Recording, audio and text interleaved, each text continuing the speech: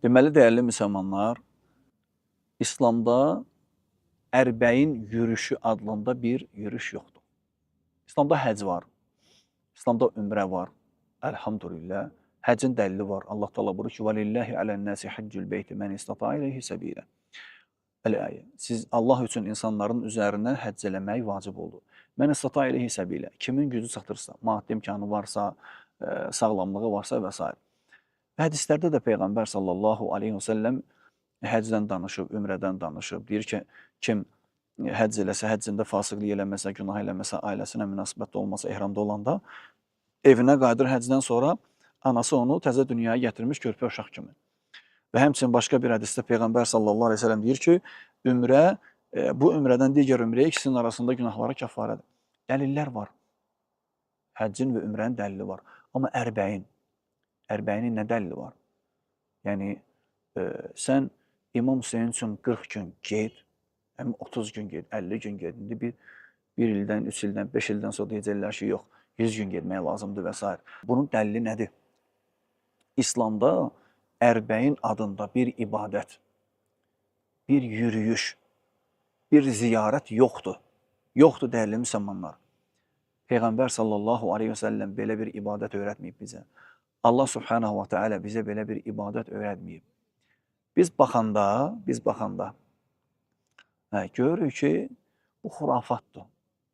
Və xurafatı da insanlara elə sevdirirlər ki, göstərirlər orada olan, misal üçün, kimsə insanların üzərindən su çiləyir, məsələn, su paylayır və ya xurma paylayır və ya yeməklər pişirir, paylayır. Deyir ki, İmam Hüseynin zəvvarlarıdır. Arkadaş, siz nə danışırsınız?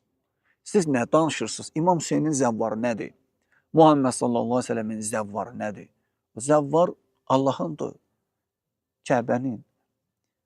İmam Hüseynin zəvvarı nədir? İmam Hüseyin bu sözü qəbul etməzdi, heç vaxtı.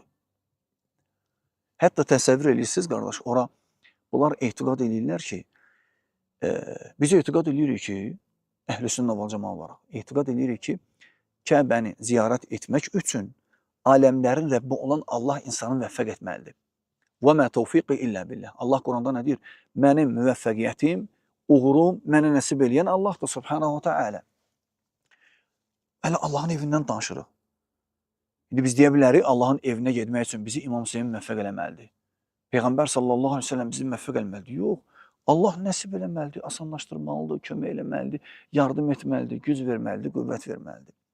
Bunlar deyir ki, İmam Hüseyin icazə verməlidir, nəsib eləməlidir sənə ki, gəlib onu ziyarət eləyəsən, onun üçün ərbəyinə yola çıxasan. Yəni, siz nə danışırsınız, siz bilirsiniz nə danışırsınız. İmam Hüseyin kimdir? Qul, məxluq, insan yaşayıb və həyatdan köçən biri olub, salih olub, Peyğəmbər sallallahu aleyhi ve sellemin nəvəsi olub, bəli, böyük əməlləri var, İslamda şəhid olub. Lakin o, kiməsə nəyisə nəsib etmək, nəsib etməmək iqtidarında deyil, olmayıb, heç vaxt olmayacaq da. Təsəvvür edirsiniz, deyir ki, dua edir ki, ey ağam, ey Hüseyin, mənə də nəsib elə sənin gəlib, hərəmividir ziyarət eləməyə. İmam Hüseyin belə şeydən uzaqdır. Bu nə etiqaddır, bu nə, ümumiyyətlə, bu nə dindir? Bunu siz hardan götürmüsünüz? Hardan bunu çıxartmışsınız ki, İmam Hüseyin səni nəsib eləməyə? Hətta biri deyir ki, o mollalardan biri deyir ki, sən İmam Hüseynin özündən istəmə. Anasından istə, anası da oğluna deyər, anasının sözünü yerə salmaz İmam Hüseyin. Hə, anasının xətrinə sənə icazə verərsən, gedərsən ərbəyinə.